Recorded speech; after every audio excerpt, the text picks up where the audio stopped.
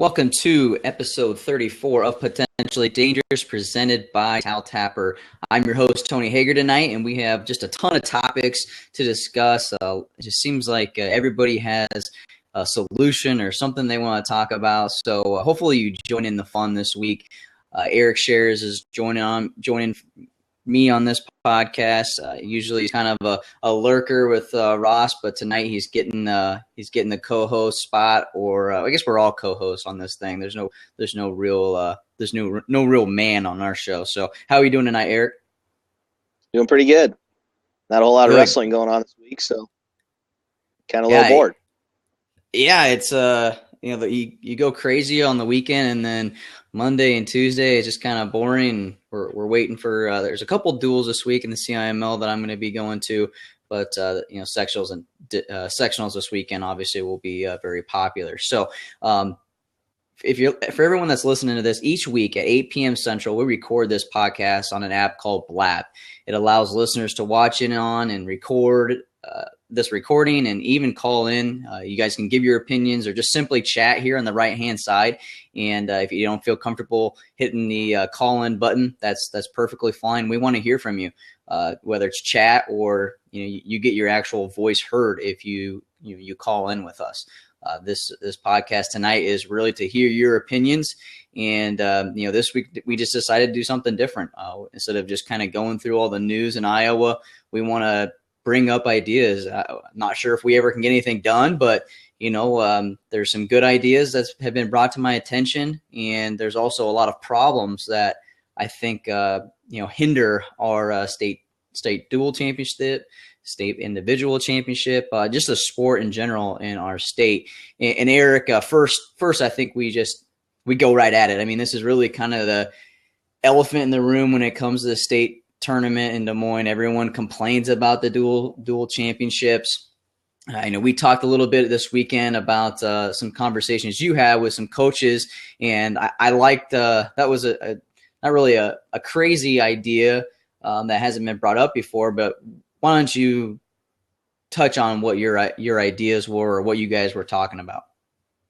Well, first thing I want to say is, you always hear people saying, hey, the state's not listening. Everybody wants it moved back to the weekend after in Cedar Rapids. And it got brought to my attention this weekend that that's not necessarily the case.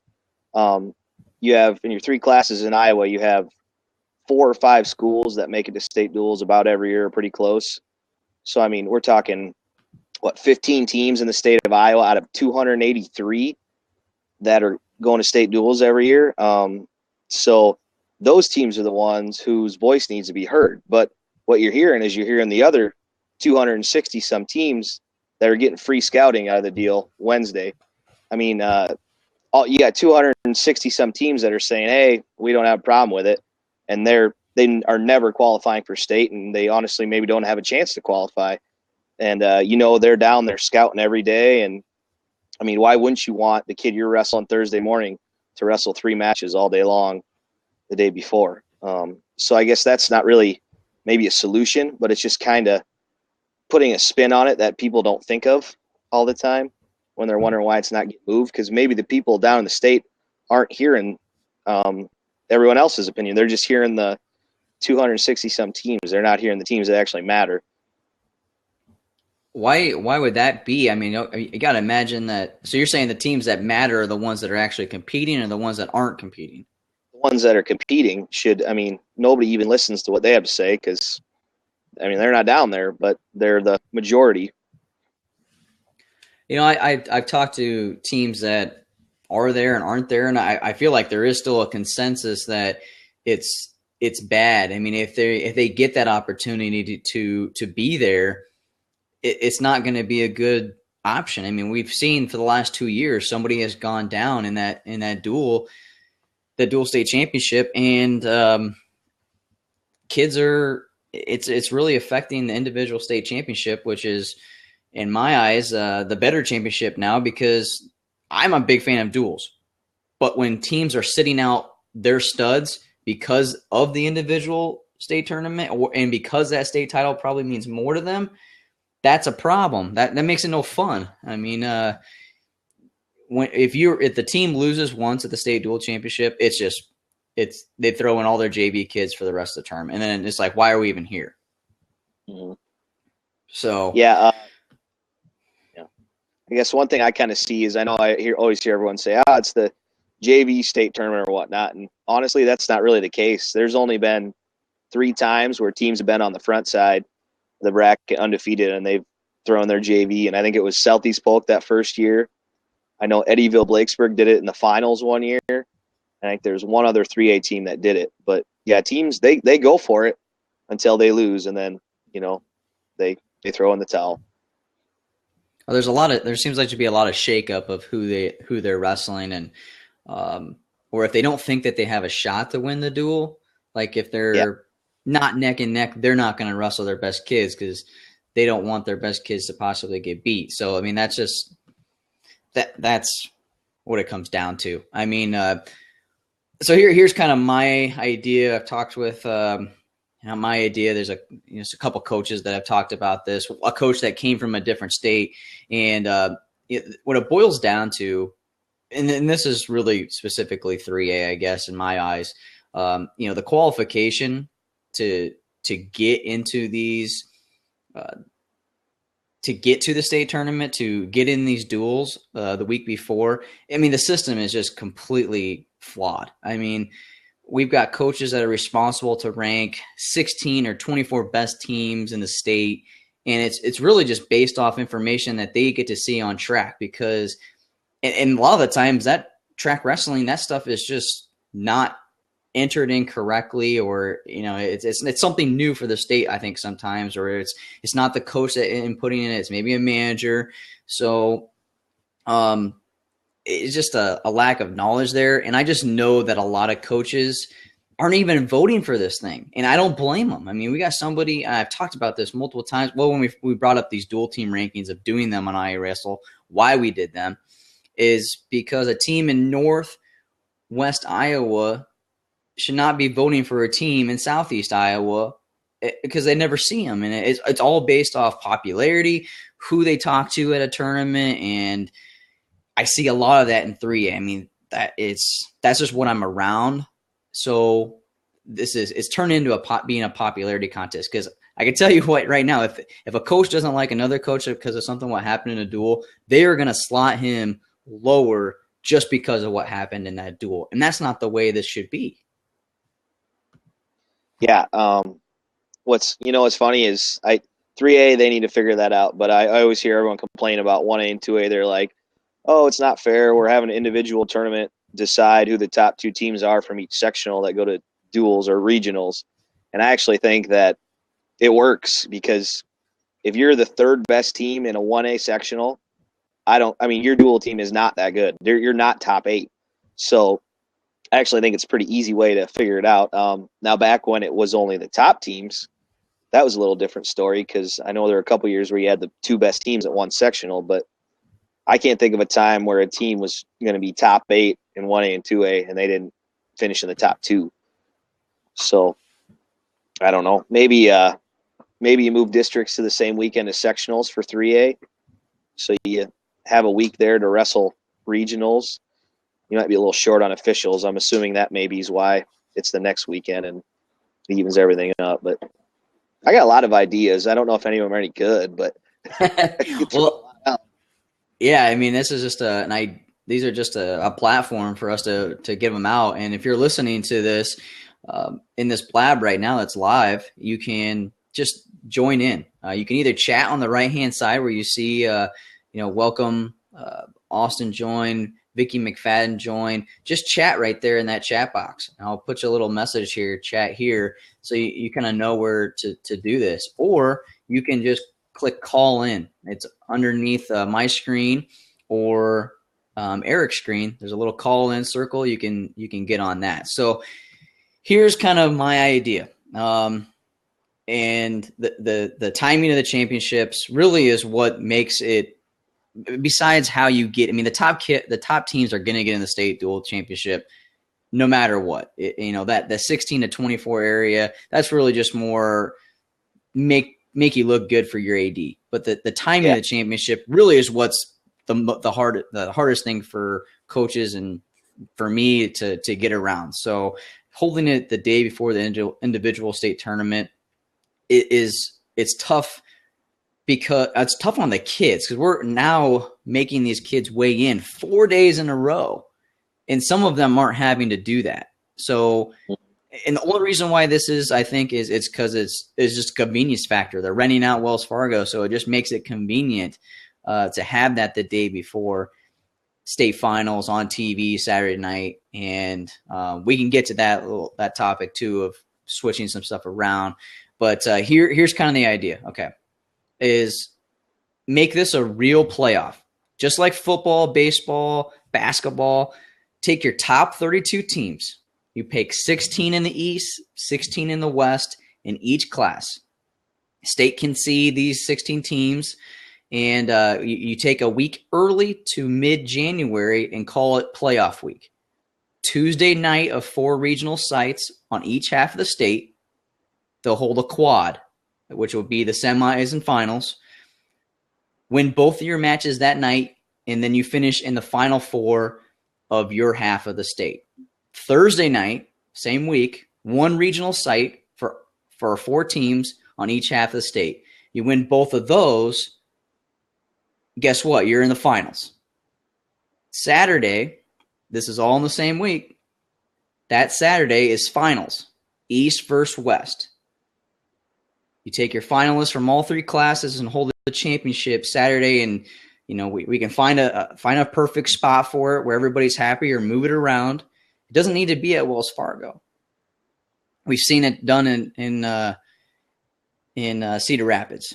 Maybe East hosts one year, the West hold the next year. There's plenty of venues that can make this happen. I think this in January would make that time a little bit more exciting, and just a different way to approach the dual championship. Make that a full week. There's going to be a lot of travel there, but if you make it in an event instead of something that these teams really have to do, I think it would make it kind of fun.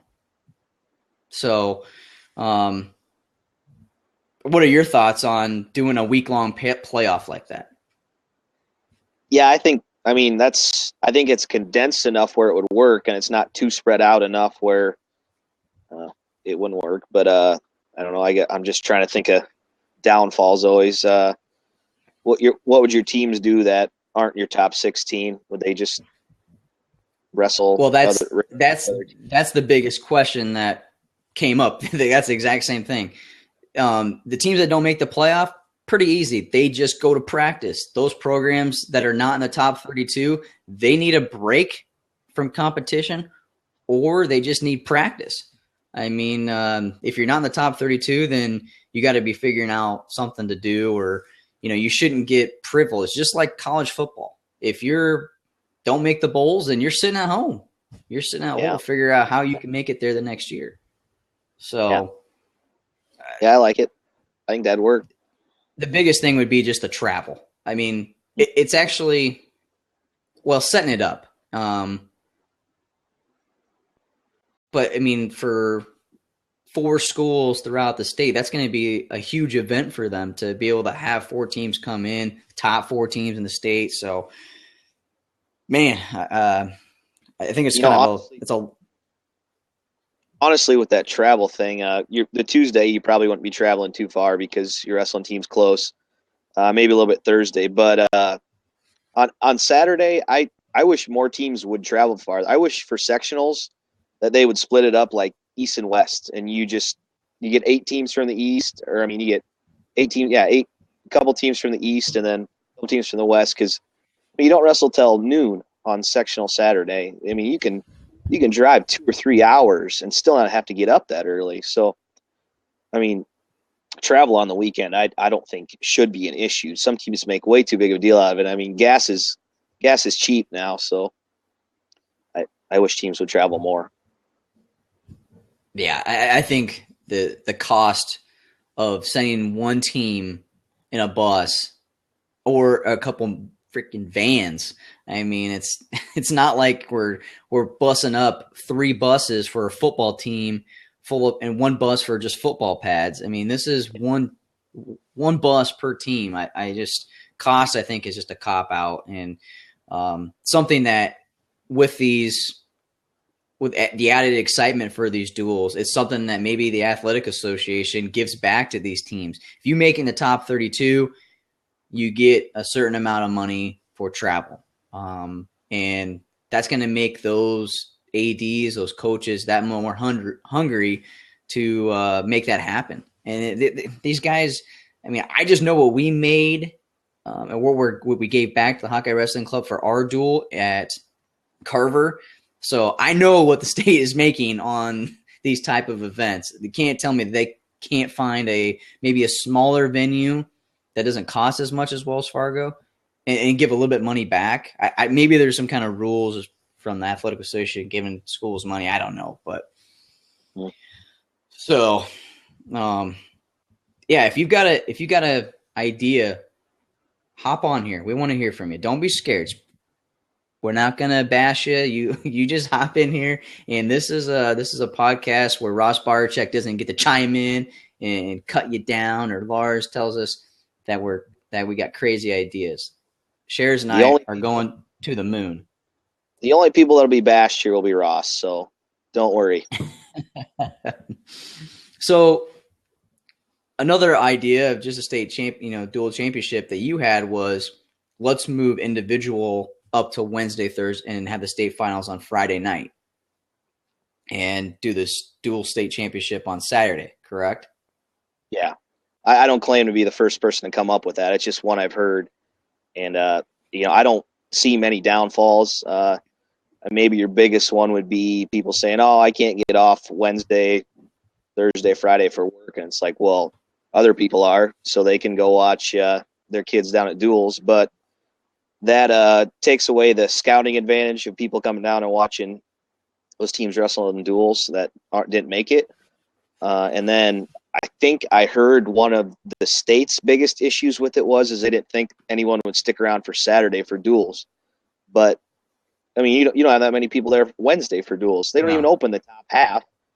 And the way I look at it is, if I'm down there Friday for finals, I'm staying Saturday, at least Saturday morning, to watch, because you don't have to work Saturday, Sunday, so you got all Sunday to drive back.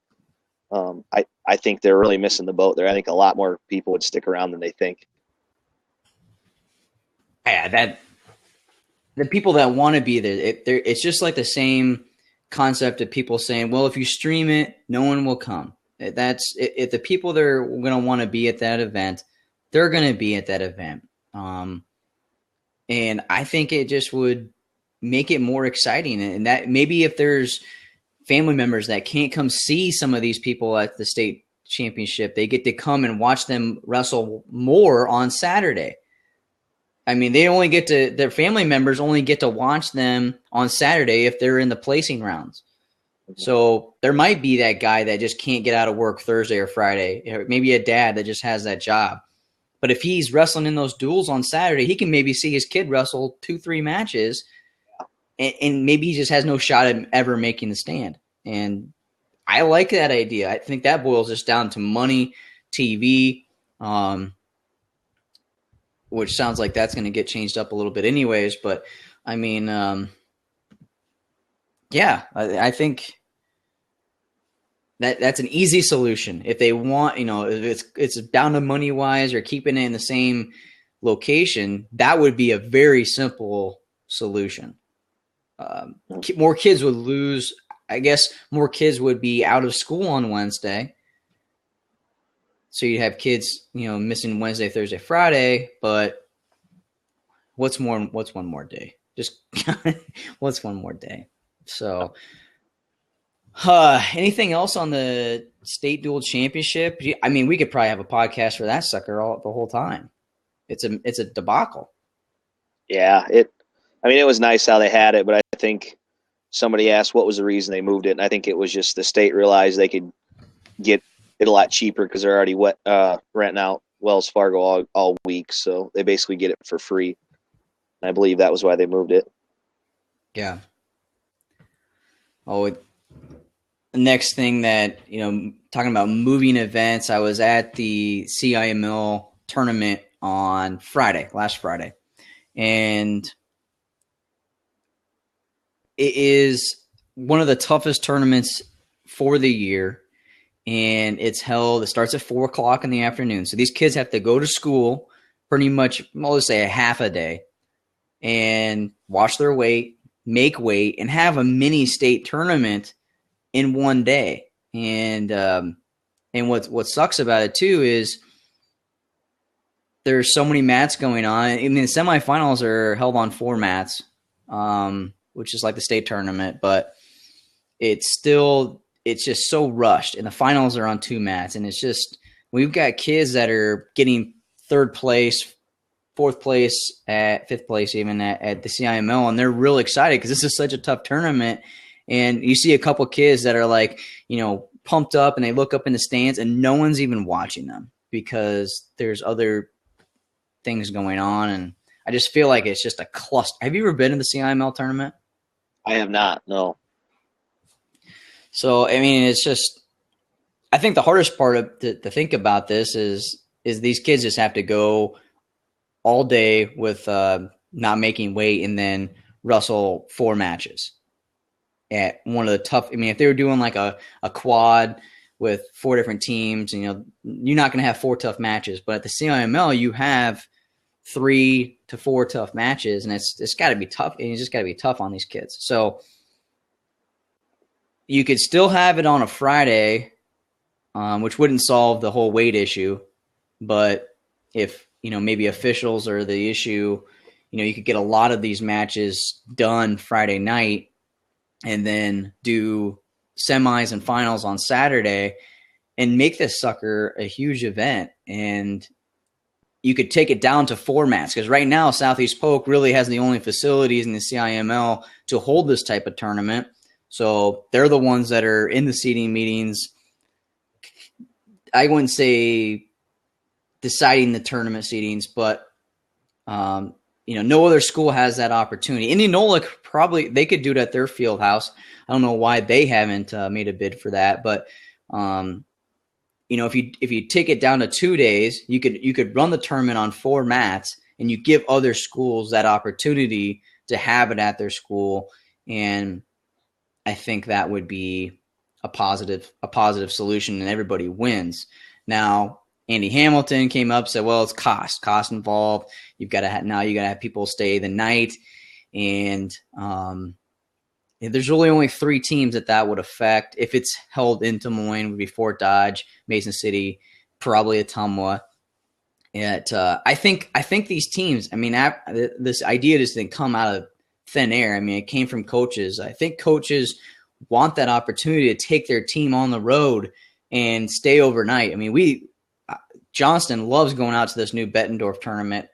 It's a 2-day tournament. They get to do duels on Friday and then individual on Saturday. And they just love that opportunity to be able to connect their team together. And I think this would just give kids more opportunity to get that feel before they go to the state tournament. And a lot of these teams just don't get to travel, like you said, because of costs. So as far as any other conference tournaments that you've been a part of in like 1A, I mean, is there any other tournament that's like the CIML? When you look at the rankings, is there any other conference out there that is remotely any close to this type of competition? I think there's no doubt CIML is the best one, but I don't know. I'm amazed that they wrestled on Friday. Honestly, this year I didn't really know that that's what they did. I was kind of following along with results, and you get to the semis, and I kind of quit following. I look back on Twitter later, and I'm like, they wrestled the semis. Are they going to wrestle this whole tournament on Friday? That's got to be the only tournament that's wrestled on a Friday, is it? The only I believe it is Saturday. I'm pretty sure all the conference tournaments that I know are on Saturday, and the reason why they moved it to a Friday is because of it was the same week of sectionals, so there was a shortage of officials. So now they just keep it on a Friday because of tradition, from what I've been told. Okay, yeah, I don't know if you have teams that have to stay over, you make it a 2-day tournament. Maybe you can give those teams that are staying over a little cut of that 2-day gate fee you're given, or there's another crazy idea that probably ain't worth a crap, but Well, but it's a 2-day gate fee. But I mean, again, the people that are going to those events are parents, they're family members. If they're not going to care if their kids in the semis. They're going to come and they're going to pay, and it's going to be that much more of a cooler opportunity for their kid to be on a big stage and get recognized. So, I mean, there's how many tournaments do these kids go to? What's one more day of gate fees? You know what I mean?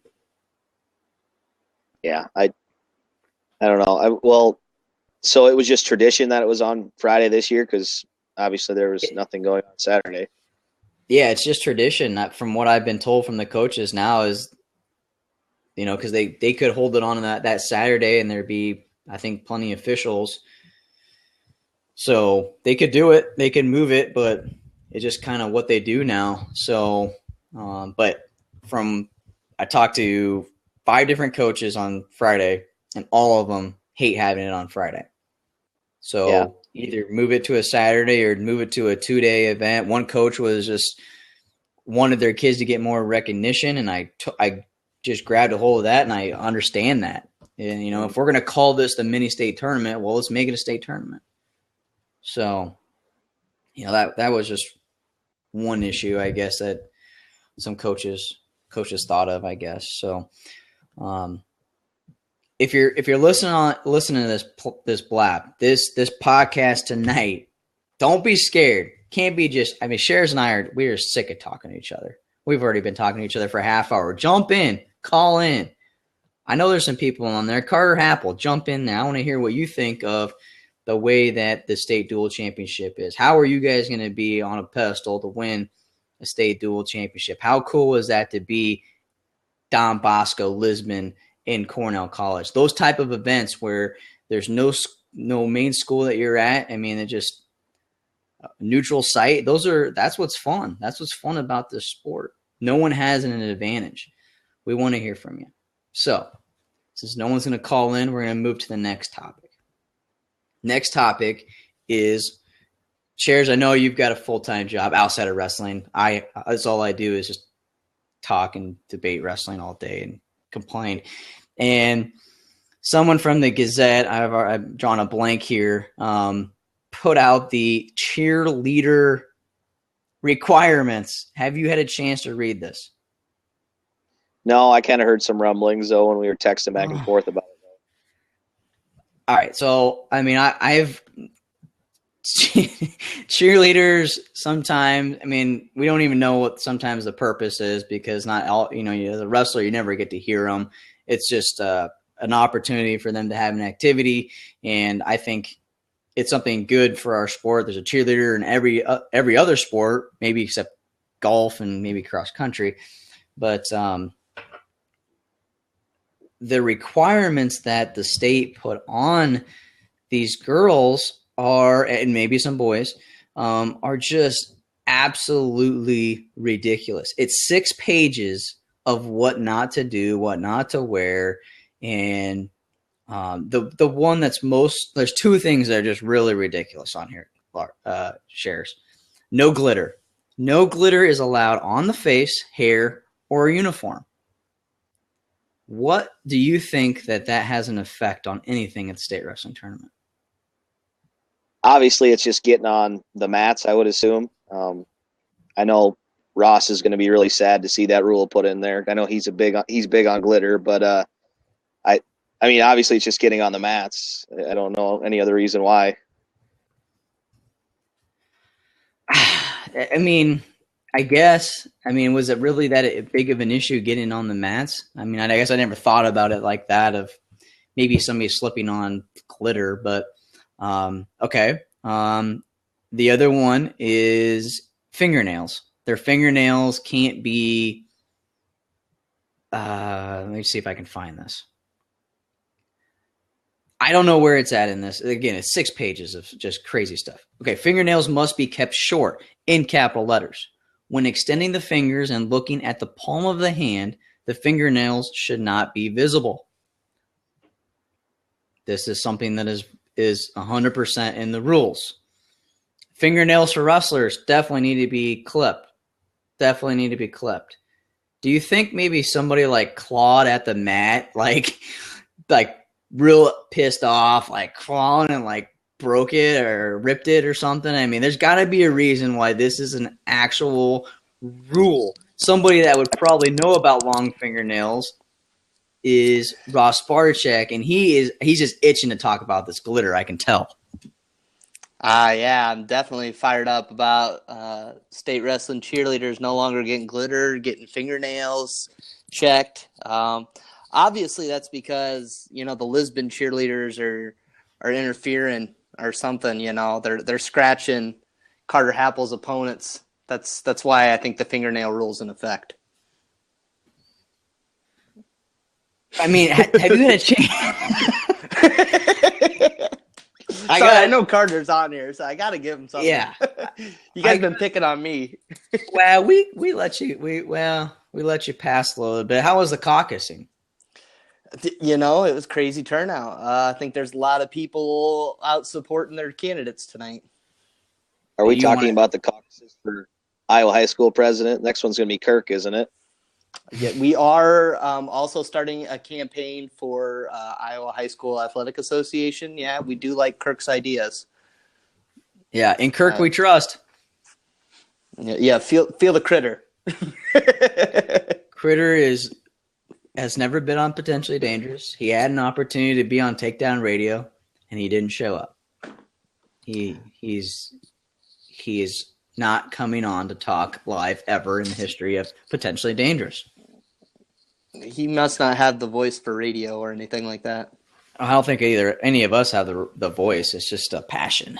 Hey, that's right. So, how long have you had an opportunity to listen to this dual ideas that we have, moving the CIML to 2 days? How long have you been listening? Moving CIML to 2 days is pretty much when I hopped on to listen. Are you a fan of it or are you against it? Well, I guess I'm a accounting major by trade, so a lot of the financial aspect is something that that's something I'd really look at. So that would probably weigh pretty heavy in my decision, trying to figure out, like you guys were saying, with school staying overnight. Just figuring out having officials for 2 days. There's a lot of financial things I'm assuming that would go into it, but I think you could put a lot better product on it. I think you could turn it into a show. Like you said, this is like a mini state tournament. You have just an ungodly amount of ranked wrestlers at the CIML tournament. And you could, make the finals, into an event like an Agon, the Global Wrestling Championships, whatever. Just, make it into something worth being there for 2 days then. And I don't think it would take a ton of production, but you could figure something out, I think. That brings up a good idea. I mean, there's what one bad thing is at the CIML tournament, there's so many people there. It's because people want to watch these guys wrestle that there's nowhere to sit. So you got people that there's it's kind of a field house. So there's a top little balcony area that people have to stand from 4 o'clock to 10 o'clock p.m. because they have nowhere to sit, and you can't sit on the floors, obviously off limits. So you're making these fans stand for 6 hours, and it's kind of ridiculous because wrestling starts at 4. So your parents, your teams, all the teams sit in the stands too, mind you. And so you've got how many teams are the CIML? Like 100. So there's all these kids in the stands, and there's no room for actual fans to sit. So they have to sit up. It doesn't make a ton of sense to me at this point, anyways. I'm not an accountant, so I don't know what the books are, but it seems like there could be, or just move it to Saturday, I guess. Move it to Saturday, start it during the day, like early morning. And maybe take the mats out, or take 4 of the mats, or I think they run 4, 8. I think they run 10 mats. I think, and then take those mats out, so there's just a focus on those 4 mats. Nothing else is going on, and really, really highlight this type of talent that we have. But getting back to a real serious issue is the cheerleaders. These cheerleaders, man. Glitter, no pins, no buttons, nor corsages are prohibited while cheerleading. Okay, I guess I could see that. Okay. I think the fingernail thing is just strategy. I mean, that's what less wind resistance while you're pounding the mat. Yes. So I don't know why you want long fingernails anyways. Hair must be secured away from the face and eyes and off the shoulders. Hair cannot, in capital letters and bold, touch the shoulders. Bump it. This is where it gets real intense, guys. Bump its and sock buns are not legal. I repeat, not legal to have a bump it or sock bun. This is obviously for I think the photographers must have put in a request saying, hey, I'm taking pictures and these cheerleaders, I want them to look a little bit more uniform look, and the glitter is just not very good for my lens. I mean, what else? What other? There is so much thought that went into these cheerleader regulations. It's kind of blowing my mind right now. Cheerleaders are not to chew gum or have candy in their mouths while cheering. If caught, they will be removed from cheering and the wristband will be taken away for the session. That just, you got wrestlers cutting weight down there. You don't want to tempt them, I think, is what that is. I know. I can't wait to see the media regulations this year of what we can and cannot do. If that gets changed, I'm not for sure. I love what the state tournament brings, but some of these are just. Are they going to regulate our fingernails? I don't know. I'm just checking out mine. I mean, mine are. I don't know. Well, it said you have to look at your palm. I definitely need to cut like one of them, but I got mine chewed up pretty good. Just this is some real interesting. So you're chewing up your nails for the rankings you got coming out tomorrow? Yeah, I'm only half done. I got to get 7 more weights done tonight. Yeah, rankings, man. I just actually put 2A in the schedule. We might be able to preview here. I know we don't have our partner in crime, Lars, but I don't think we're seeing much change at the top of the 2A rankings. A little sneak peek teaser for you. So another topic that I wanted to bring up that was not really controversial, but Fort Dodge. We put a post up of a little video that a company put together of what these Fort Dodge wrestlers are going through right now in their wrestling room. They're the Fab 50 in Intermat, and they have a room with one mat. And this is a 3A team. 1A teams, I mean, I grew up in Ogden. We don't even have a one mat room. I mean, it's pretty ridiculous. And from what I've been told is the ventilation's horrible. The heating's horrible. So, if you get an opportunity, go to iawrestle.com, check out this video of what this bond referendum that's going to be tomorrow. It's still going to happen if the snow's bad, from what I've been told. You can't vote unless you're in the Fort Dodge area. But I think this brings up a topic, guys, of wrestling always kind of getting put to the side in high schools. When I was in junior high, we had to, in high school too, but in junior high, we had to roll out mats in a cafeteria every single day. Roll them back up, take the mats out of the cafeteria. I mean, I know you wrestled at Don Bosco, Eric. I mean, did you have to grow up with that too? Back when I was there, we had a room about the size of one mat, and it was kind of pushing it. Now they got a huge room, one of the better ones probably in the state. But yeah, I couldn't imagine a 3A school doing that. Do they have to cut kids off their team because they can't fit enough people in there? Or? I doubt that happens, but they could, they possibly could be running multiple practices. I know Grandview had to do that for a while. I mean, when Grandview first started, they had to do like 4 different practice times because they had 60 kids on their team, and so maybe Fort Dodge has. Did you ever see Grandview's room? Yeah, their old room. Yeah, it was horrible. It was horrible. But now they had the best, probably one of the top rooms in the nation. 4 mats, not lengthwise. Just it's pretty impressive. So,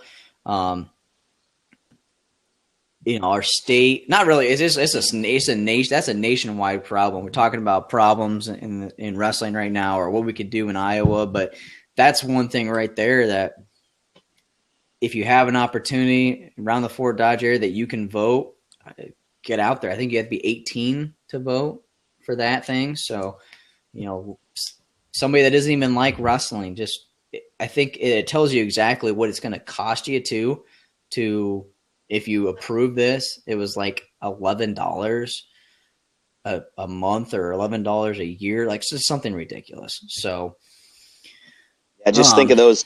You got those conditions in Iowa. Imagine what conditions are like in South Dakota, or even Wisconsin, or some of the other states where wrestling isn't quite as big. So a guy that has talked to us on Twitter, reached out a couple of times about some things that were going on with seating. Adam Fellers at A Fellers01 is going to join us here.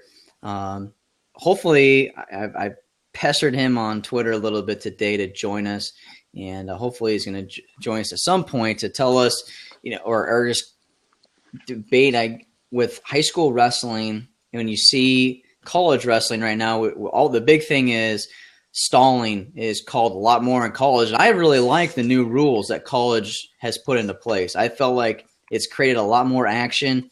Writing is still a factor, which I think is really boring. But in high school specifically, stalling is just really, really inconsistent. One match that I saw a lot of it, and maybe I'm a little biased, was Adam Brown versus Zach Price, CIML finals. Brown locked up a cradle in the second period, went up by quite a few points, and in the third period, he just really ran the whole time. And there was no stall. There was one stall calling point, but when you back up off the whistle, that's boom, that's stalling. Whether it's college or high school or youth wrestling. Youth wrestling might be a little extreme, but high school, boom, call that sucker. Adam Fellers, he joins us right now. What are your thoughts on the inconsistencies in high school wrestling officials?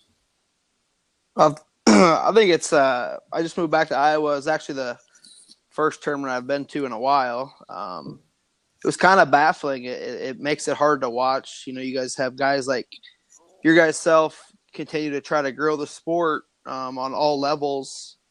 And, colleges, you just alluded to, colleges passed the stall rule internationally. Now it's a backup rule. And you're going to watch. You can go. You watch the finals matches at 6. 13 was okay. 20 you already hit on. I thought the Kothi match. He got a lead and went to the edge every time. We're not promoting a sport, and anybody new that isn't a great follower of the sport, they're going to become uninterested right away. I would hate to go to a state tournament for the first time and watch kids hang on to a 2-0 lead, 2-1 lead. And it was kind of alarming. The bigger thing was for me is, again, just getting back to the state, what kind of measures are put on these referees on, what they referee, what they don't. If you have a license and you can referee, do they just bring you into any tournament anymore? You had one ref. I think the DeVos match, I'm a Dodger, so I'm a homer, of course, but DeVos was on bottom, got rode the whole period. I think they called 6 or 7 stalemates, 5 in the last minute. You can't have 7 stalemates in one position. It's either one guy stalling on top or one guy stalling on bottom, but you got to force the action. There's not 7 stalemates in a period. And then the next match, 82, I thought was completely the kid from Ottumwa that lost at the end to the kid from Mason City. I thought that referee pushed the action, made the kid wrestle, forced him not to go out of bounds, got in a scramble, and he lost. But it depends, I guess, what kind of wrestling you want to watch. If you want to watch 3-2 matches, we're not doing any good for the sport right now. Yeah, and another thing that really bugs me is watching a lot of this international wrestling here this weekend and the last couple of days is writing is.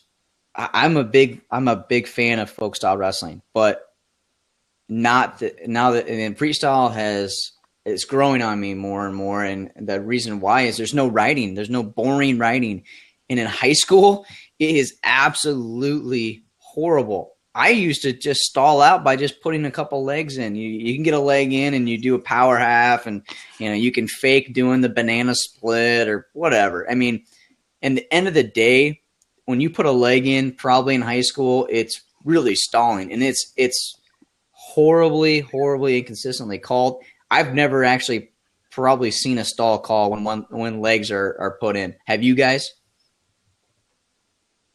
No, it takes. I don't believe so. I think you can almost say when you're seeing it on the college level, a lot of the guys are just trying to throw 2 boots and just to belly you out and then just lay on top of you. I mean, I don't know. I think there's a fine line between somebody that's just trying to, like you said, run a power, fake power half, and they're not going to get it. But my thing is if the the highest level of wrestling, the Olympics, is adapted a push out rule to push action, now the NCAA's got a stall rule about backing out. These kids that are wrestling in high school, they basically everything that they've got away with or how they're wrestling in high school, they have to learn a whole new sport going to the next level. So why not adapt it at the high school level? When they get to college, they already know how they're going to have to wrestle. I mean, how quick did Imar get called against Nolf? It was the first time he went out back. He was stalling, but they called him right away. I mean, Kothi, and that's probably the match that I watched that had no skin in the game. But to your point, he was back from the whistle. He got to the edge. He dived in the leg and then try to get butt position on the outside. But you're not going to get – my whole point is I want to be – I'm a fan of the sport now. My long done career is over. I want to go and watch guys battle, and I don't want the guys to be rewarded, to sneak one in with 7 seconds left in the first period and then just hang on for the rest of the match. I mean, you're not going to grow the sport that way. Don't you think a good – go ahead. And, Tone – I was just going to say, Adam brings up the point of international wrestling and college having the back out rule or the edge rule. That's something that we really try to be proactive about with, Night of Conflict, putting in a push out rule. It was a little, obviously it's going to need some tweaks, and I'm going to try and plug again because we have Carter Happel and we didn't hear from him, but I felt like a lot of the people we interviewed after the Night of Conflict, a lot of those wrestlers really enjoyed having the push-out rule, even the guys that weren't necessarily big into freestyle, like Jason Renteria from Oak Park, River Forest, Illinois. He's not a freestyle guy, but he said, he loved having that push-out rule because it keeps the guy in the center. They're not going to back away from a shot. So it's just it's one of those things I think it should really be looked at, but I don't think you can add it in high school and not have it on the college level. That kind of seems a little push-out too rule, but I guess. There is this new stall rule back at, I know it's subjective, but I read today when Tony, I seen the thing about, I had messages back and forth on Twitter about this, but if you read the high school handbook, it says the definition of stalling is action within 10 foot of the middle circle. And if you're not within offensive action within 10 foot of the middle circle, you should be considered stalling. My point is it's so subjective. You're not, there's probably a handful of refs that really push the action, but the majority of these refs allow kids just to stand around. Yeah, that's what's scary about high school. If you put that college rule in now, is there's so much inconsistency in high school. I would assume that college kind of went to that because they're kind of maybe trying to bridge the gap between a push-out rule, maybe see how this goes, and then go to the push-out rule. Yeah, that's fair. I would like to. I mean, in high school, I'd like to see it happen, but at the same time, oh man, some of the refs are going to be terrible. I'd actually like to see them go straight to a push out because then there's really no. I mean, It's black and white. Yeah. yeah, Well, the biggest issue with that, guys, is the size of the mats. If you go to a lot of these 1A schools, even 3A school, Valley, I went to the Valley tournament, and the size of these mats are just extremely small. Like it's almost embarrassing how if the guy's on the bottom, he's trying to stand up and get out and get one. I mean, they're out of bounds before he can even really get the move done. I mean, they would have to change all the mats in high school for that to even have a shot at being a push out rule because the mats are just too small. yeah. I guess it's the same thing on out of bounds for the size of mats. I mean, college where you can score out of bounds today, kids' feet would be against the wall in most gyms. It's just it's something that whether it's a push 100%. out rule or not, we just got to get kids that want to wrestle hard. I mean, you think of kids that wrestle that I've seen this year. I mean, Alex Thompson, in my opinion, is probably the best kid in the whole state just because he's just fun to watch. Teskey, I'm probably a homer there, but Carter, there's just kids that are just fun to watch regardless who they wrestle and trying to put points on the scoreboard. So you got one ref that lets kids hold on, put a leg in, drop to an ankle. You get the next ref that's blowing the whistle how it should be. It's just, I guess it's just a ball drop on who's going to be reffing your match when things matter. Well, one thing that they could do that wouldn't be to create action that wouldn't be as extreme of the push-out rule is to go to a shot clock and put them on their feet. That's one thing that we thought about doing at the Night of Conflict is putting on a shot clock, but then are we getting too far into folk style, freestyle, but that could be one thing in the high school level that you could do that would create more action is put these kids on let's just say it's a 30-second shot clock. It may be kind of a stalling, or you do like a 15-second shot clock if one guy is, being passive, you put him on the shot clock and he's got to score. That could be an option too. Then there would be no inconsistency or subjectivity of somebody's going to be put on the clock. If there's no points scored, I think you're going to kind of know who's the guy stalling in that moment. I guess that just kind of thought that just went through my head of knowing that push out rule wouldn't be possible in high school. What are you guys' thoughts on a shot clock? Yeah, the biggest thing with high school is, I mean, you guys are right. You want to see a lot of action and whatnot. But with high school, my mind always goes right to the, when two below 500 heavyweights are out there. And either guy is going to take a shot, and they're just going to run at each other and try to push each other out.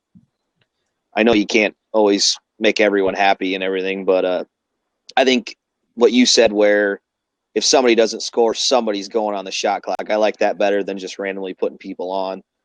At the same time, too, the negative with that could be, there's some people that can barely just stop and start a clock at high school tournament, let alone running 2 clocks. So college is a lot easier to incorporate some of that stuff. So I don't know if there's, smaller steps you can take, but I think it's just something to be at least discussed. And Adam, I appreciate you coming on potentially dangerous here, and it brings up a lot of good points of the inconsistencies in high school, and the biggest one for me really is the putting the legs in and riding. Any other things that you would like to bring up at this time? No, just you talked about the Dodger wrestling room, so it's been that way. I don't know, 40 years, probably 50 years. I think the old wrestling coach Don Miller wrote an editorial that's been that way since 1960. So it's amazing that some of the kids haven't got hurt. I mean, you've got, I was over there in there watching over Christmas. I mean, you got Sam Cook, running full bore, against another kid, probably 220 pounds, falls. I mean, during the practice falls. I think he fell on top of the smaller Lara kid when I think him and Teskey were wrestling. So it's amazing. None of the kids have got hurt that way thus far. I mean, it's one mat. It's always been one mat. So hopefully that the Dodger alumni and they get a good push tomorrow on that vote. But it's something that's needed to happen for a long time. I can't imagine the amount of what it costs, Adam. What more is it going to cost? It's I think on $100,000. I think the thing that I seen on that video or the video put together, I think on $100,000 assessed value, not market value, it's $24 a year. Per taxpayer. So minimal in the big scheme. Obviously the other thing that hurts them is you're putting 2 or 3 bonds together at one. So you get some people that say, okay, I agree with this, and this, but don't agree with this. We just moved outside of Bondurant. They got 4 acreage outside of Bondurant. They got 4 bonds going at the same time. Not wrestling room, but you get a lot of the old timers, and that's kind of been the push back home. From what I understand, is you got some of the older crowd against it, but hopefully they get it done. It's something that they're going to need, and it's amazing what they've done with the facilities that they have thus far. When I was in probably 7th grade, I'd go up there to Fort Dodge. That was Donnie Nordstrom was wrestling. You got the McClintocks up there. And I think Ryo was running the freestyle practices. And it's at the time you think that room is just sufficient. But when you see, teams or schools that have Southeast Polk, Waukee, soon to be Johnston, having these massive, massive rooms, and you got to just think. And what's great about Fort Dodge is that's a town that is just growing, and a lot of these 3A teams outside of the metro are struggling to get that population growing. What's going on in Fort Dodge that you know of? I mean, you're in Bondurant. That is like they're giving away free beer or something in Bondurant. I don't know why everyone's going to Bondurant, but why Fort Dodge? I wish they would. I mean, they don't give free beer out here in the country, but they got the ethanol plant going there. They got Cargill. They've done a really, really good job. Trying to grow the community. Wrestling is always going to thrive in Fort Dodge. It's always been there. You've got a class of kids coming through now that, they're my kids. My oldest is 7 or 8 now. They were 7 or 8 when I was wrestling, or maybe 4 or 5, something like that. You're always going to have cycles of kids coming there. It's a fighting town. So wrestling just kind of naturally falls in. You're 5 or 6 years old, you get drug up there and you wrestle. They're always going to have a decent team, sometimes better than other, but you always wrestling's probably the sport that you always play first when you're a Dodger, and then if the ones that don't make it, they play basketball. And what Dirty Dodgers is something that people in Fort Dodge embrace, which I personally, when I heard that, I was like, man, they got to take offense to that. But Brody Teskey, it's not Dirty Dodge. It's kind of you're the underdog. I mean, they're the underdog now. The kids on the team still embrace it. You're never picked to win, so that's Dirty Dodge. Fight your way out of it, right? I like it. I mean, I'd be honest with you, I was surprised. I mean, we had Brody Teskey and Tristan Lara on Takedown Radio one weekend, and I asked them, I was like, what do you think of being called a Dirty Dodger? I mean, when I think of dirty, I think of just, I guess I won't elaborate on that, but to look at it that way, of, hey, we're going to Little Chicago, Dirty Dodge, whatever, it's got a lot of names, but once you've lived there and been through it, you'll understand it. I mean, you're from Ogden, you probably wouldn't understand it. I do. I know there's a hotel with a bar, with a restaurant, and a strip club in it in Fort Dodge. I'm pretty sure. I don't know if it's still there or not. No. I'm not saying I've ever been there, but read about it. No, that's good. The only thing that made me puke about that interview this summer is is the OU talk. So when I seen those kids, I had to get them straight. Yeah, the OU is running deep in Fort Dodge. I'll be. You got any inside information for us of where they're leaning? I know they're hard on Sam Cook, obviously for football, but where you got any inside information for us? Probably not. I mean, they're gonna go where people. They're gonna go where they feel wanted. I mean, those kids are. You probably got the best group of kids ever to come through that high school, and there's been some good groups that come through. I think they went to that team camp down there, 7th, 8th grade. The old assistant coach, Tommy Thompson, was roommates with Mark Cody in Missouri. So that's kind of where that connection started. But they like it there. They like Brewer. I'd like to see him in black and gold, but we'll see what happens. Perfect. Well, Adam, I appreciate your time. And Appreciate it. If we do this again, well, I'll definitely have to reach out to you and see if we can get you on. All right. Thanks, guys. Thanks. Thanks, Adam.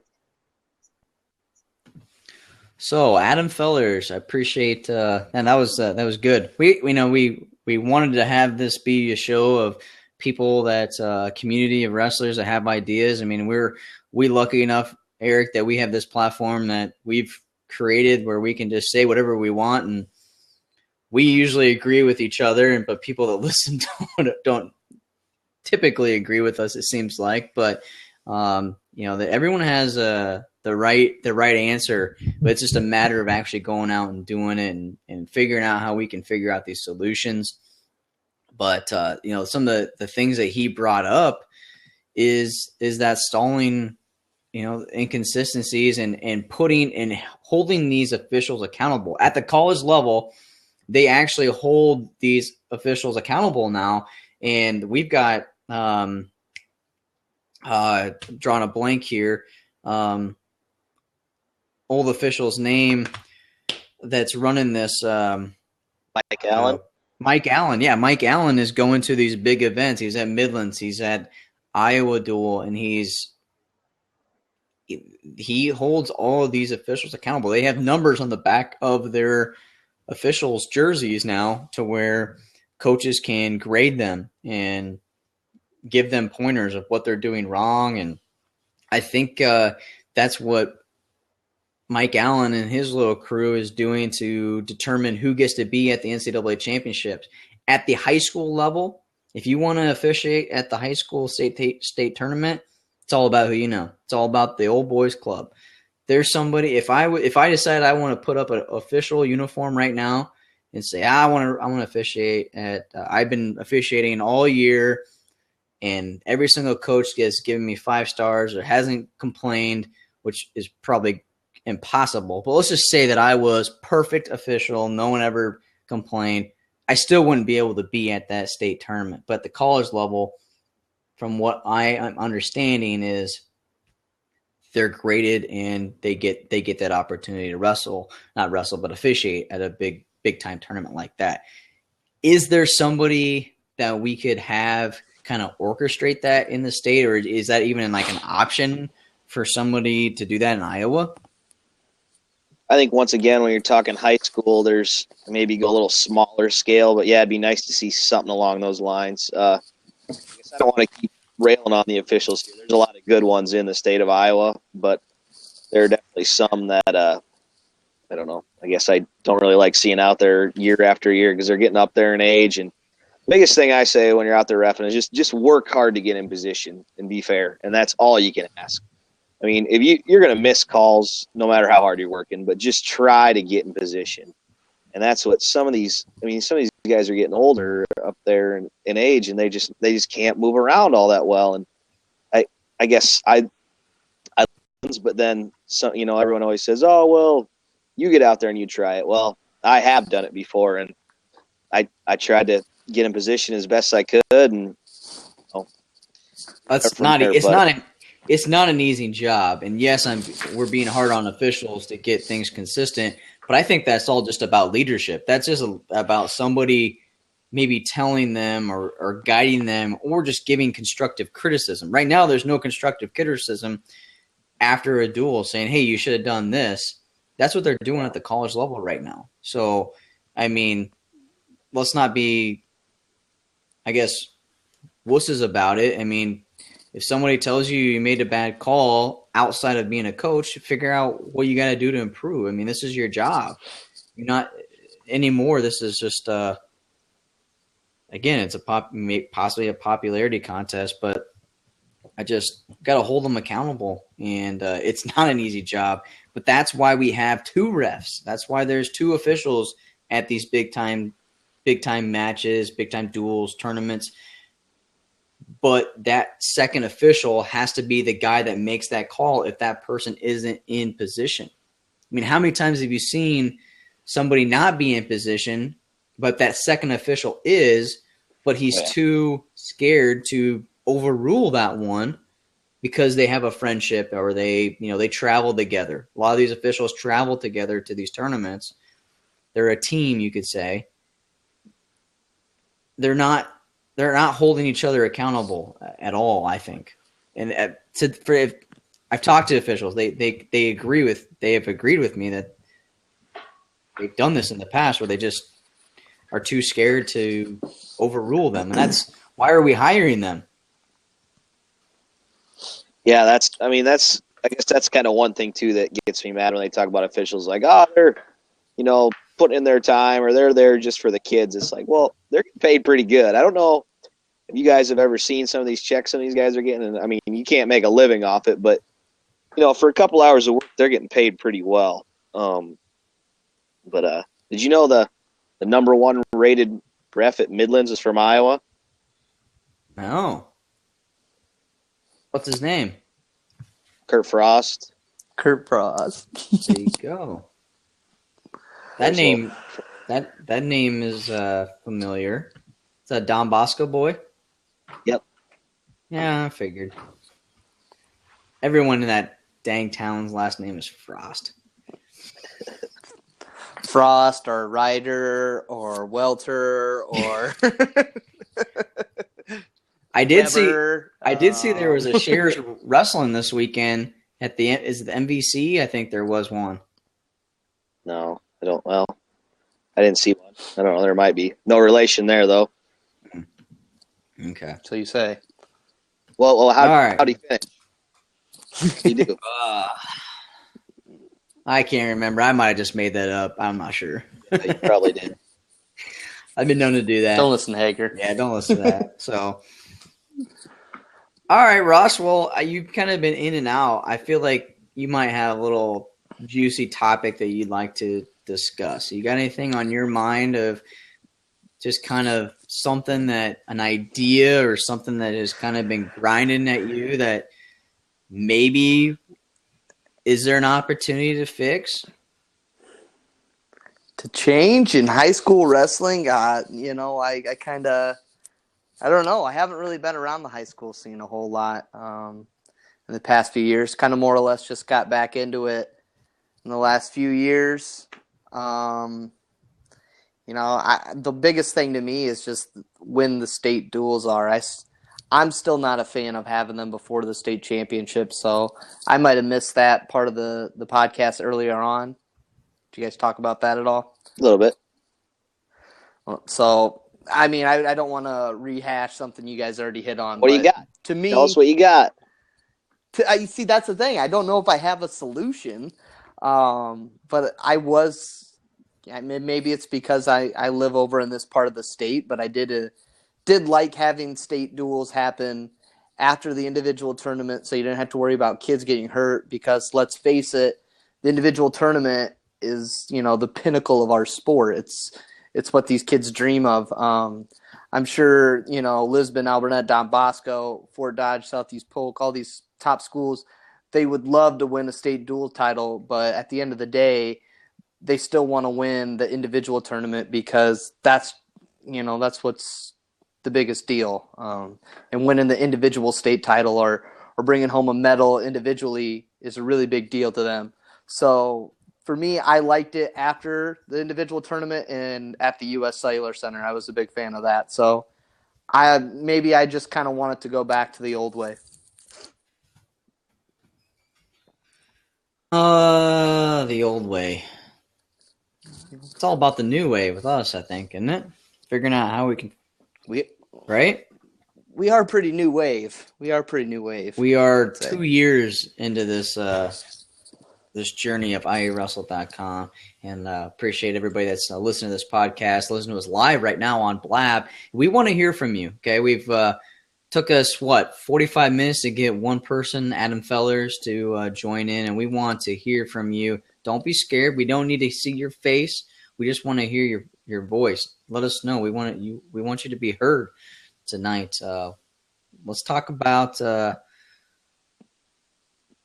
what do we want to talk about? I just draw a blank there. What about Adam Feller had some good stuff there, and another thing he said that I kind of want repeated here is he said you can't have 5 or 6 stalemates in a period. You know, you'll have 1, maybe 2, but after that, somebody's stalling. So I just really liked that he said that. That was a great point.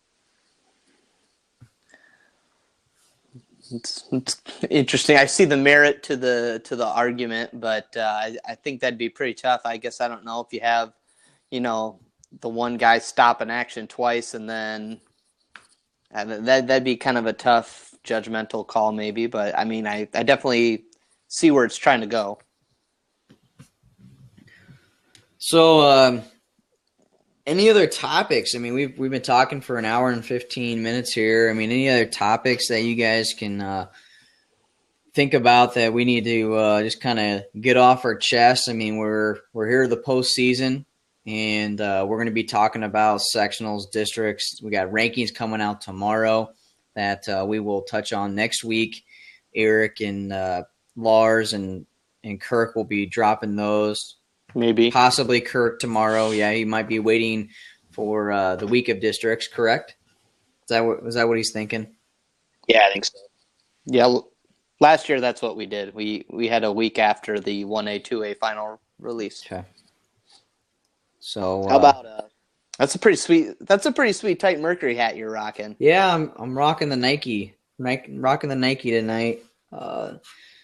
Nike is trying to get their foot into the door to a lot of people here in wrestling, and they've got a bad name because of Oregon wrestling being dropped, but they really are doing a lot of good things in our sport. I think it's a long process for them to get back into it. Just think if we started a clothing line to try to get into wrestling, it's not easy to do, but they could possibly be getting behind a big program to get that thing off the ground, and hopefully that will change some eyes. I mean, a takedown. I'm a supporter of anybody that's in wrestling. I mean, we've got anybody from Cookies Barbecue to Adidas Wrestling that supports our company, and we need more people like that outside of wrestling. Not taking money from our sport. Somebody like Speed Herrick that is passionate about wrestling, and that's the thing that is going to help our sport grow. And that's where I think a lot of websites have faltered is just taking money from our own. So we'll see. That could be a topic that we could talk about, is people in our industry taking from one another. But I don't want to go down that road. So should we talk about Iowa's just dominance here, and how they just can they test Penn State? Can they do this? Or they've dominated everybody in the Big Ten, but the schedule has been real weak, I think, guys. I mean, Penn State is so young, and they've got a lot of ranked wrestlers. It's going to be tough for any team, not just Iowa, just any team to test them in March, I think. Boy, I tell you what, though, watching Penn State, and I think if you've watched Jason Nolf over the last week and a half, maybe 2 weeks, he's been about as impressive as they come. Just dismantled Michigan All-American Brian Murphy. So, boy, they got those young guys. They might not have the experience yet, but they got some guys coming that are going to produce, I think, at Nationals. I'd say I'd be more confident on Jason Nolt than I would be on Bo Nickel, and that's probably flopped from where I started in the preseason. Yeah, I think Penn State is, I don't know, they might just not be touched no matter what anyone does. But I'm kind of happy with where Iowa is right now. You know, they don't really have many injuries. It seems like their offense has picked up quite a bit. You know, you got Stoll, who wasn't looking like he was going to be an All-American beginning of the year. He's looking like he's going to be in there now.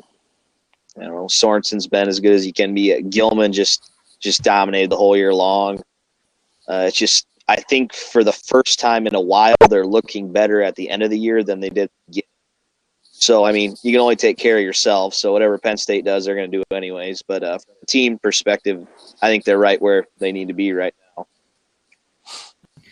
Ross, did you get any kind of inside information on Friday about, what the situation is at 41-65?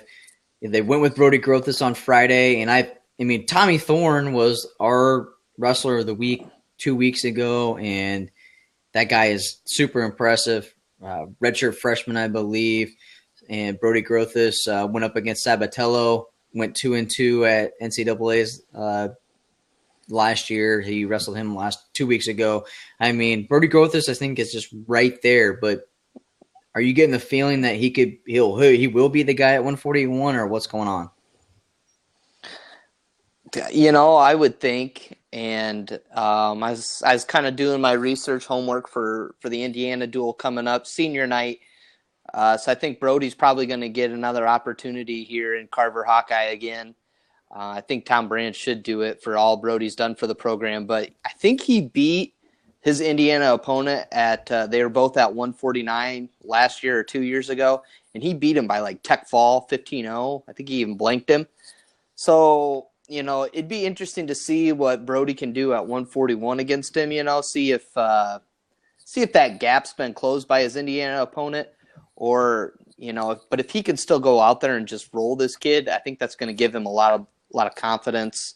He'll probably get another good match at national duels if he is indeed going to be the guy, but I don't know. I think, Lars kind of hit on it last week that Carton, he shows a lot of fight, and you really like what you see out of him. But the problem is he makes a lot of mistakes, and you kind of hope that you might have more upside with Brody. So I think that's where they're going to go there. Seeing Patrick Rhodes, he went out. He had a pretty dominating performance, putting up a lot of points. He probably should have had a tech fall against his Minnesota guy, but he just kind of slowed down there in the third period. I would think it's going to be the two veteran guys, Rhodes and Grothus, going to the postseason. But that's personal opinion. Tom didn't do a whole lot of talking. He was, he wasn't upset with the officials, but he was pretty torn up about that Burak loss. And his biggest thing was, they had two officials go to the replay, and they have to overturn themselves. And it's hard to, when you make a call, you have to admit you were wrong looking at the video. So I think Tom was really just, he like he said, he wasn't ripping on the officials. He didn't want to get fined, but that loss really ate him up a little bit. I got kind of some different thoughts on that match there. If anyone was following along on my Twitter there, I thought that could have been 2 there for Burak and Farr, but why don't you take that shot 4 or 5 times in the middle of the match and just beat the guy by 6 or more? I mean, I'm trying to think who the other guy was that did it too. Was it, like Grothus? Yeah.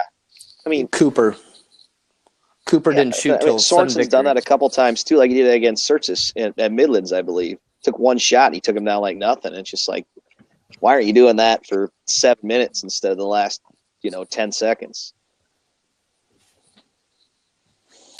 That's, I think if you watch the interview we put up of Tom Brands today, you can hear him say that, his guys, he really believes in their offense, and he's saying, you need to take that shot earlier because, that's your move, guy. That's you can get that. Why aren't you going to it? So I know Brands was hammering on that point as well, Eric. So he's agreeing with me. And if he's agreeing with my opinion. What was that? That's right. He must have seen your Twitter feed right before he came in. Well, that's been Nathan's One biggest. thing That's been Nathan's biggest Go- thing is we saw it at Midlands 2 years ago when we were kind of, is he going to redshirt? What the heck? He went in and won Midlands. Is when he at Midlands, he was just came out firing every single match. He took the shot and it was there every time and he finished it. But when he doesn't go to that offense, it's like it's a completely different wrestler. I mean, it's a huge mental game, I think, with Nathan, and I think he's got to just get over that hump. I think for Iowa fans to just be like, all right, Nathan's going to definitely be a high All-American, but they don't trust it right now because of those inconsistencies. I mean, he was undefeated. But when he gets to those shots, that's what's going to put him on that stand in March in New York City. Yeah, I definitely think there's nothing standing in his way for being a Big Ten finalist and an NCAA finalist. I think he's obviously got that potential to hang with Farr and Connor Hartman of Duke. You know, he can hang with those guys. McIntosh, you know, he's really struggled with him, but I don't see why he can't be, you know, right there in the finals. Yeah, I definitely didn't take away from that match that he can't beat Farr. I mean, he's right there, and same with some of those other guys. So, you know, same with Groth is too. That scramble in that first period, he was in deep, and then he loses a scramble. That's a 4-point swing right there. So it gives him a 2-point lead. So he's right there.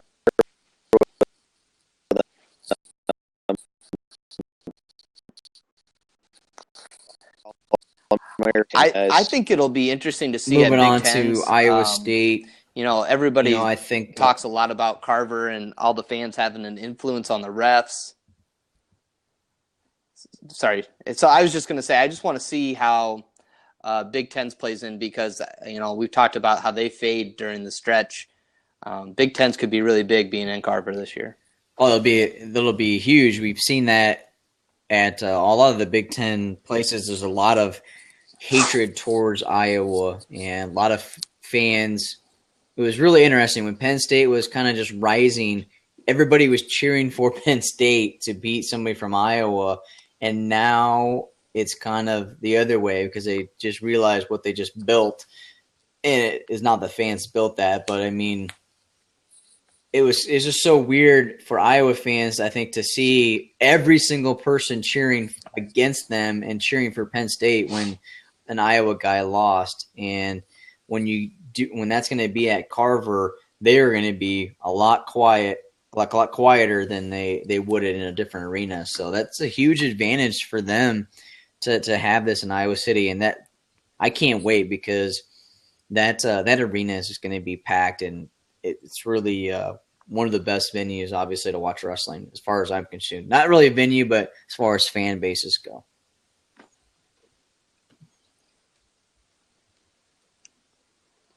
Yeah, it'll be interesting to see how some of them young Penn State guys handle that too, because you know Iowa's going to be cheering against them every match. It doesn't matter whether they're wrestling Indiana, Michigan State. So, I mean, I'm not expecting them to crack under the pressure by any means or anything, but, I mean, there's a slight chance there that maybe they're not used to that, and they might change their game up a little bit. Exactly. So we are pushing an hour and a half here for the podcast. So I'm going to give one last push here to try to get somebody else on this blab. Aden Reeves, Carter Happel, you've got 5 minutes to jump on this sucker. Let us know what you think. I mean, as wrestlers that are competing right now, top ranked wrestlers in the state, what are your thoughts on everything that we've kind of discussed? What can we do? What can we do to make it more exciting for you and to, kind of leave a legacy for young people like yourselves to have a voice in this sport? So while we wait for them to get the cojones to jump on here, let's get to Iowa State, guys. Talk to Elias Johnson from ABC News, came on Takedown Radio on Saturday, and he's talked with Jamie Pollard about the situation in Ames. And for the first time that I've ever heard, Jamie Pollard is upset now about the situation. I'm guessing he's gotten lots of emails, and there's Kevin Jackson's under contract. I don't know what they can do if they force him out or what. Is Kevin Jackson to blame for this? You have no idea what's going on behind scenes, but from what I was told, Jamie Pollard now it's finally, he's starting to listen to the fans for once and not just putting wrestling on the back burner, which it's always been for Iowa State. It seems like, they didn't go after Kale, and right now they're not doing so well in the Big 12.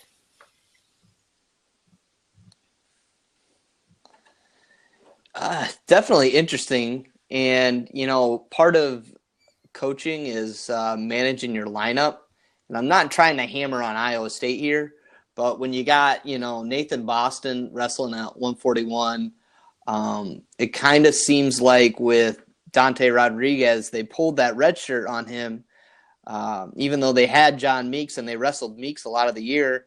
And now it's kind of seeming like Dante couldn't make 41. He's probably going to go up 49 with Gabe Marino having shoulder surgery. It's just, you should be able to manage your lineup. And I think, that's one thing that it feels like Iowa State never had their full team, the team they thought they were going to have. And I think that affects you mentally. When you think when you're missing three guys that one wrestle offs are probably the best guys in their room at their weight and they're not wrestling, it's probably going to take a little bit of a toll on your team. Yeah. I don't know, for the first time in my life, I'll be political here and not controversial, but I think I'm not going to get into that coaching stuff, but we need to be talking about who's going to win between Iowa and Iowa State here at Nationals, not Iowa and Penn State. I'm sure everyone in the state would like to see that happen, so I'd like to see that happen real soon here. Even you and I, too. There's your top three right there. Nationals every year. Make it happen.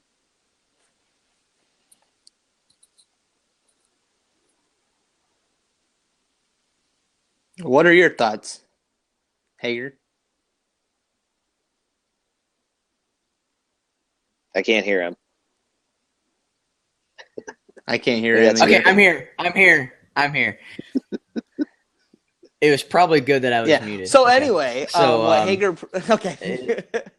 Yeah. So I guess my thought process is exactly what Eric was thinking about. We want Iowa State to be in Iowa to be in the top 5 every single year. That's what has made Iowa wrestling what it is. It's made our state the staple, and I think fans outside of Iowa State should get involved in this. Just like when Iowa wasn't doing well with Zaleski, lots of fans were saying, what the heck, we got to figure out how to get that back. It's the same situation. And Iowa State and UNI has led the nation in attendance, average attendance in the top 10.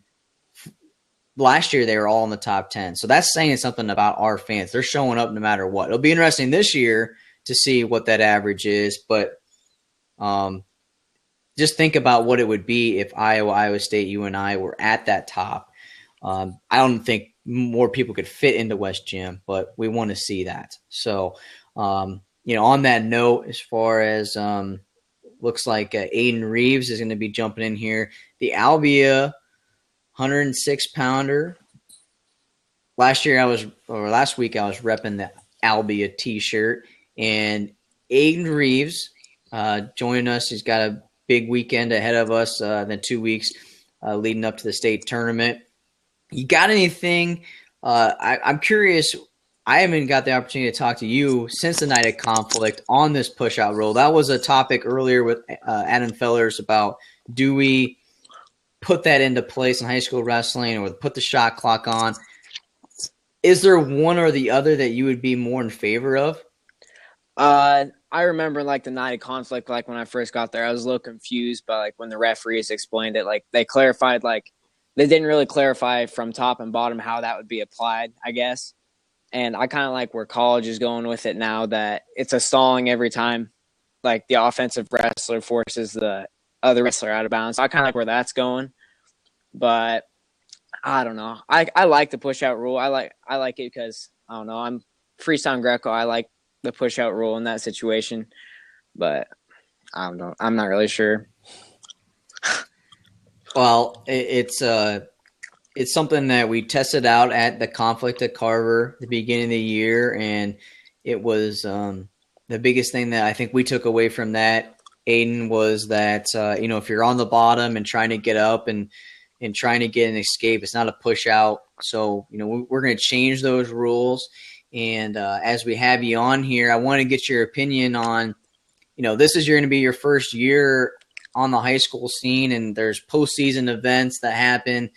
Is there a postseason event right now that you wish you could be a part of, or you, as an 8th grader looking in, like, wow, I need to be in that tournament or that dual meet in Iowa? Is there something that you have out there? Well, I'm trying to think. Postseason event. Exactly. There's nothing. Yeah, there's not. Like, There's I can't really. nothing. I'm just trying to think of something. There's absolutely nothing. Like, There's. I guess you have like your All-Star Classics and stuff like that, but other than that, I can't really think of a postseason event until we get into Freako. Yeah, and that's the biggest thing that we're going to let a little cat out of the bag that we want to get some feedback on, because it's still kind of something in the works here. And what we're going to try to do is do a freestyle all-star top kids in the state type duel that will happen in June.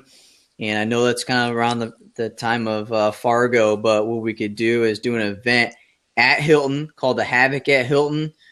During the day, we have a dual team championship.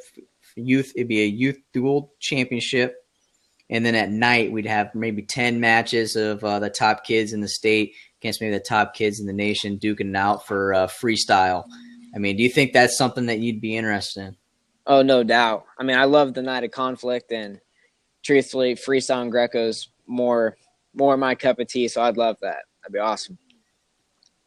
Would you want the opportunity or the option to wrestle freestyle or Greco? Do you think that would be something that kids would, let's just say, like 106 would be Greco, 113 would be freestyle? I mean, do you think that would make it fun? Right.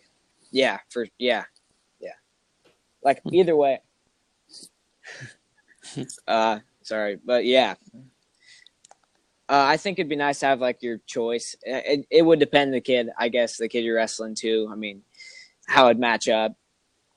But does wrestling after the state championships that are coming up here in 3 weeks, is there ever an off time? Are you already moving to freestyle, or as a top wrestler in the state right now? How do you change your focus from folk style on to freestyle in today's world? It's a lot different than it was when I was wrestling. So in today's world for you, are you right now wrestling freestyle, or is it all folk style? It's all folk style right now. And like, I guess it's not too much of a transition, because most of the stuff I do during the season is on your feet, and freestyle is obviously more based on your feet. But other than working more mat stuff in, the transition over isn't too bad. That's one of the biggest things that is so weird about international wrestling for us is, and then Drew Periano kind of touched on this, is we train our kids to ride and to wrestle this folk style way, and then we get over to international wrestling, or these kids go from college into international, and we're way behind the curve. I mean, for a guy like Kyle Snyder to win the world championship, there's a reason why he was the first one, at his age to do that. It's just not feasible for that to happen by wrestling folk style year round. If it was your option, would you wrestle freestyle year round, do you think?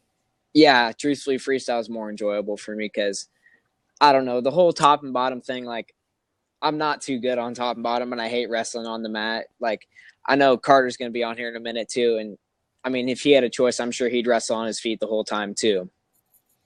Well, Carter Happel joins us, three-time state champ from Lisbon. Obviously, has a lot of success on the folk style scene. We're talking about moving on to from high school to college, international.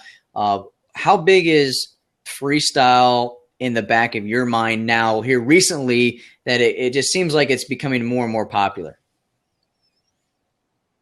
Freestyle in Iowa has really picked up its pace in the last few years.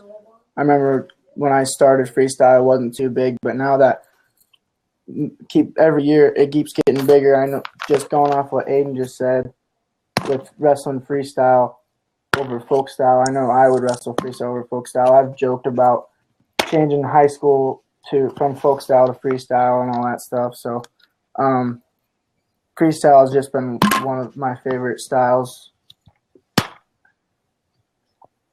Is it just the pace of the matches, or is it just the idea of if you do go down by a few points, well, let's just say you give up a fiver, you have that opportunity just to quickly get back into the match. If you give a 5 right now in folk style, say in the first period, and we got 2-2-2, I mean, that's tough to come back from. Yeah, I think I personally ran into that in folk style. I mean, you get thrown to your back or something happens, you end up on your back. I mean, it's hard to come back, especially with kids can stall out a lot more in folk style than they can in freestyle. And I remember, I've had many situations in freestyle. One big move and you're down quick, but points just come. And for an offensive wrestler, that's a lot more fun in freestyle. Yeah, I agree with Aden there.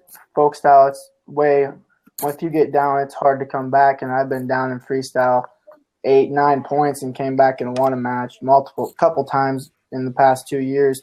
So, just if you get down in freestyle, just knowing that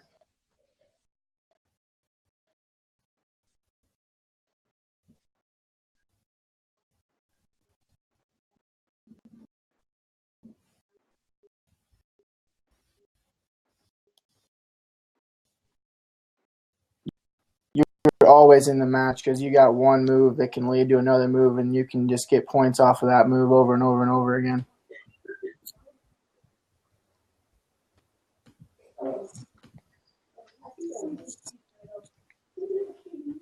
Are you guys still there? Yeah, I think. Yeah, I You lost got me it back for a now? second. Yeah, I can hear you. I can. Yeah, I can't hear Tony. I can hear you. I can hear you now. Okay, so I've got everybody now.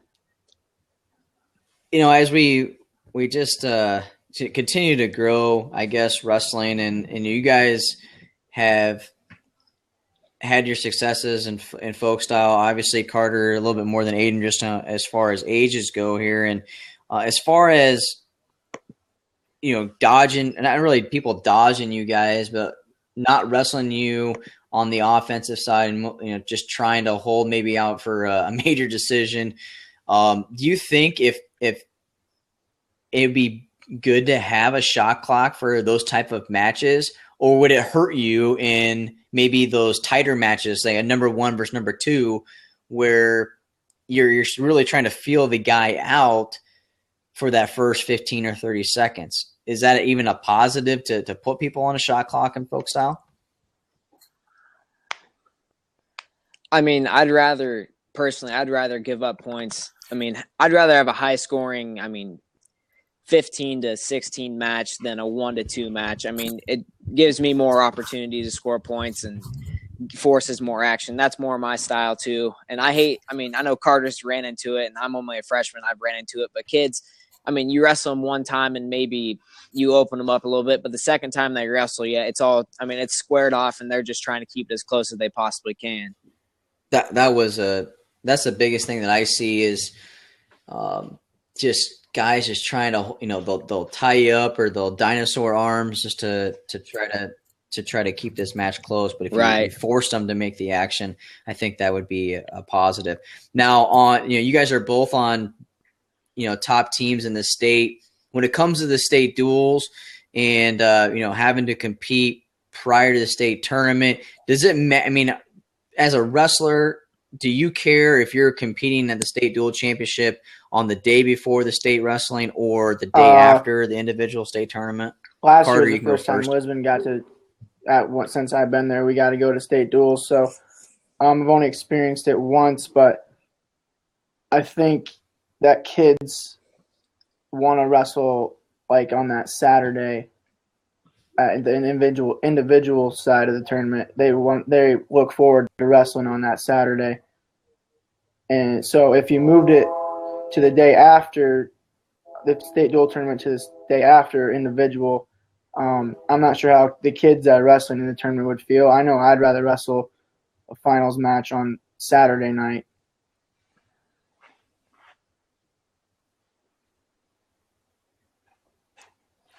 Is the reason just because it's Saturday, or just that's how it's always been? Is you wrestle finals on? I think it's on just Saturday the way night. it's been, and What's your biggest reason saying, for that? That kid's he's got what it takes to get it done on Saturday night, or just expressions like that I've heard throughout the years.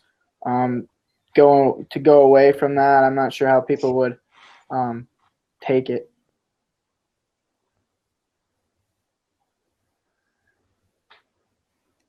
Everything's about tradition in this state in high school wrestling, and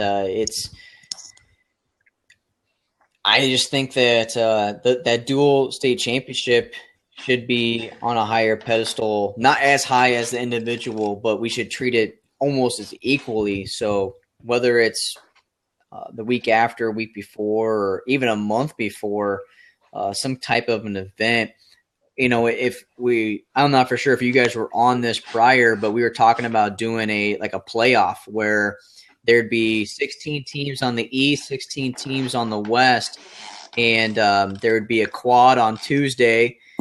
If you win your quad, then you go on to Thursday to get, and if you win that duel, then you go on to the finals. And your 3A, 2A, and 1A championship would be on that Saturday. So you'd have to compete on Tuesday, Thursday, and Saturday. We'd obviously figure out some kind of a weight allowance. Let's just say you got a pound on for Thursday, and then maybe you got 2 for Saturday. But let's say you did this in the mid-January, and then as soon as that's done, your main focus is the individual state championship. Do you guys think that's that's something that you would be willing to do, or is even a possibility? Yeah, I think that'd be a good thing. And I know the whole idea of having the duels the day after or the Saturday or whatever after the state tournament, like I know that'd be a hard thing, like weight management wise. I mean, win or loss at the state tournament, individual result, you're going to want to, I mean, that's kind of how you want to close out your season is like on that Saturday and be able, because it'd be hard for everybody to make weight personally. And I don't really like having the duels the day before. I know it seems just like one more, I haven't experienced it. I know Carter's been through it once, but like that extra day making weight, I mean, I'd like to have the state duels go along with your idea be said, weeks before or a week before the individual state tournament. That'll do away with your having teams worrying about wrestling their varsity guys that made it to state, hoping that they don't get hurt, worrying about that kind of stuff. You'll get rid of that. And then I think having it at even a different site or something different besides Wells would do something for it. Just something to put into play would be not having, like you said, 16 on each side, but like when you go into 3A, you're not going to have, I know there's those 16 teams, but then when you get on each side, you're not going to have those 16 on each side of the state that will be able to be.